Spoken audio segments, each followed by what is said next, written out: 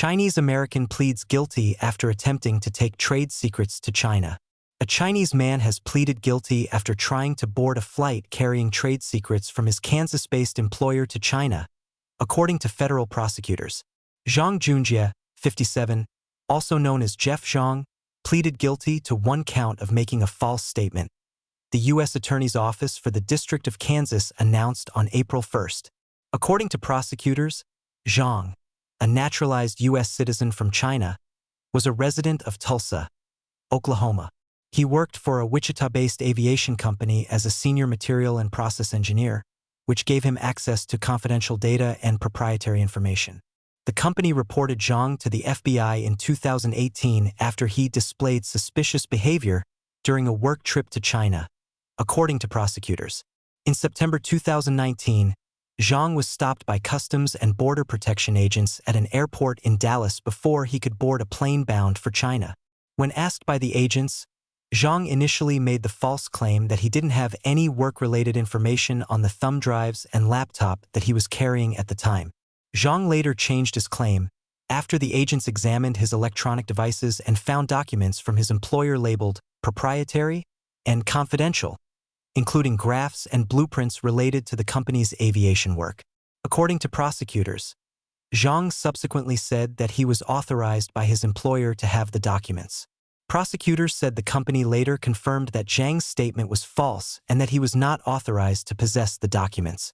According to the plea agreement, the proprietary data on Zhang's electronic devices was estimated to be worth between $95,000 and $150,000. Zhang faces up to 5 years in prison, a $250,000 fine, and 3 years of supervised release, according to the plea agreement. According to the U.S. Attorney's Office, Zhang is scheduled to be sentenced on July 23rd. The Epoch Times contacted Zhang's lawyer but didn't receive a response by publication time. Americans invest heavily into technological research and development. Ryan A. Kriegschauser, U.S. Attorney for the District of Kansas, said in a statement, "Intellectual property theft causes U.S. companies across numerous sectors to lose billions of dollars a year. Often that cost ultimately falls on consumers," Kriegschauser added. Not only are internet hackers a risk for this theft, but so are insider threats from Rouge employees.